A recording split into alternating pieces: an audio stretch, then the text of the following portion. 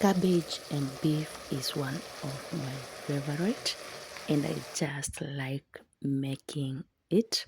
And for this recipe, you need some beef, a quarter cabbage, one big onion, 3 tomatoes, and some capsicum. So we're going to start off by washing our beef. Yeah, it is always good to wash the beef. Then we're going to boil it. Yeah, so we're going to put it in a sufuria, add in about a cup of water, and then you're going to add in a teaspoon of salt, and then you're going to let your beef come to a boil. This will take us about 10 to 15 minutes, and at this time we are going to be shredding our cabbage. So my cabbage is here and it's already clean, so please always be sure to clean your cabbage before chopping. And this is how I like chopping my cabbage, especially when I'm mixing it with beef. So all you need is just a sharp knife, and you're going to shred your cabbage very nicely. Yeah. So thank you, my people, for joining African Foodie Fix. I really appreciate, and please continue watching my videos, and please leave comments and likes, and also please be sure to share this video with your friends and family, and I'm going to be so happy. So this is how I normally chop my cabbage, and as you can see, it is looking so good. And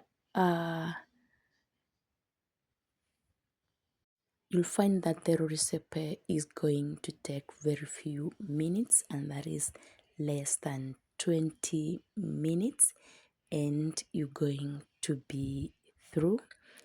And one thing I like with cabbage and beef is that as the beef boils, you get to prep up all the ingredients, and there is chopping the cabbage and also the onions as well as the tomatoes, and within no time your cabbage and beef meal is going to be ready. This recipe is also very budget friendly because you find that the cabbage and the beef is going to be costing you less than 300 bob, and you're going to enjoy your meal. So our beef is not ready, so we're going to give it few more minutes so that it can boil until tender. So, and as you can see, we are through chopping our cabbage. So the next thing is to prep up the onion. I have one big size onion, and I'm going to be chopping it right away. And we also have like 3 tomatoes, and we also have about 2 cloves of garlic, which we're going to be adding into our cabbage dish. And as you can see in our today's recipe, we are not using spices. And by the way, I just like food without more spices because I always love that natural flavor of the food. But I'm not saying that it is bad to add in the spices, because sometimes I do, and it also comes out very nice. So we have a green capsicum which we're going to be adding to our cabbage and beef meal. And as you can see, our beef is now cooked and it is tender. And let us now move to the next step, which is frying our cabbage and beef. So using the same sufuria, we are going to add in about 2 tablespoons of cooking oil, add in the onions, and we are going to saute the onions for about 1 minute. Don't worry about the beef uh, that is